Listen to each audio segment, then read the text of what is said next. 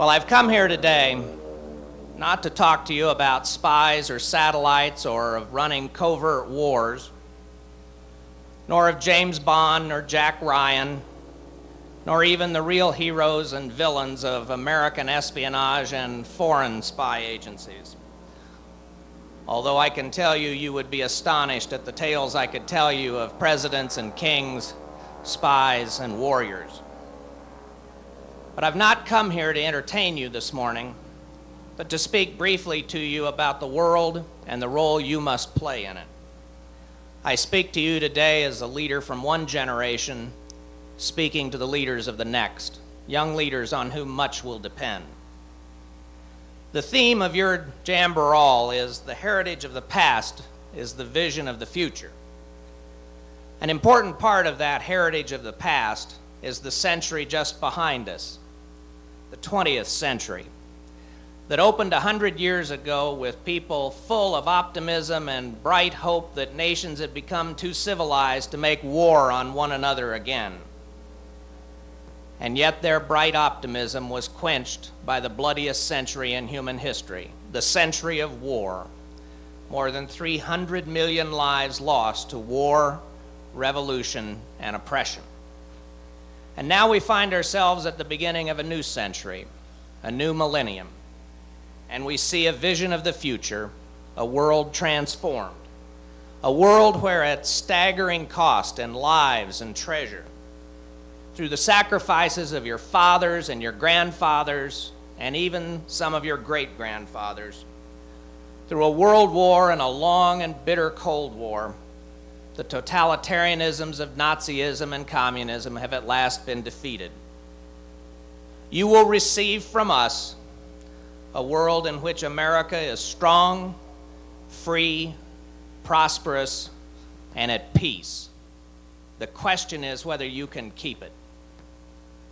Indeed, all across the world, we are seeing revolutionary change, change that is rich in potential for improving the lives of peoples long oppressed.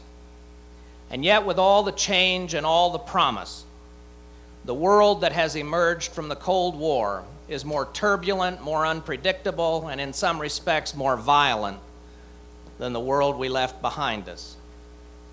Russia faces many internal difficulties, serious economic and social crises, and still has 30,000 nuclear warheads.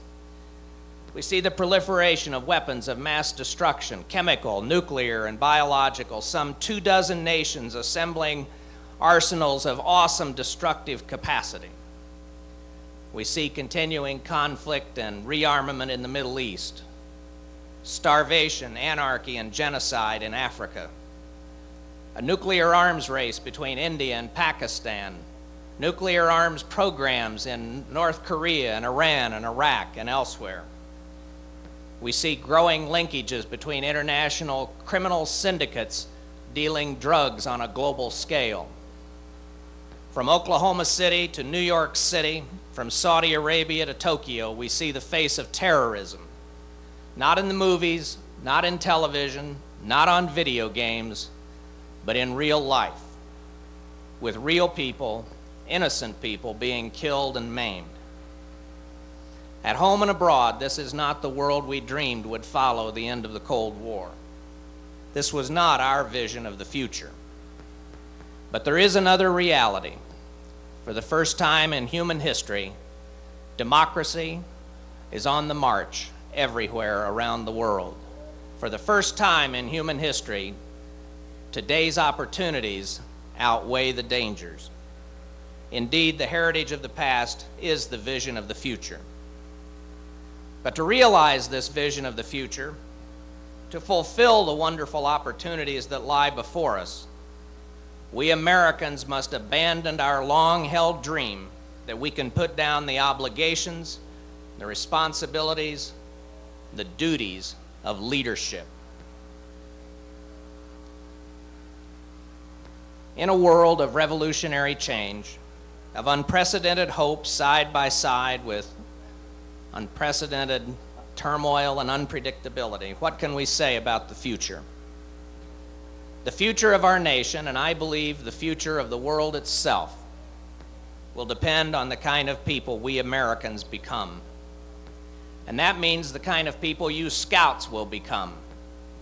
If you are prepared to lead, to accept responsibility, to care about principles and causes beyond self-interest, to serve the public good, then the potential is bright for peace, prosperity, and democracy worldwide in the 21st century. There is no finer program for preparing young Americans for leadership, at home and around the world, than Scouting.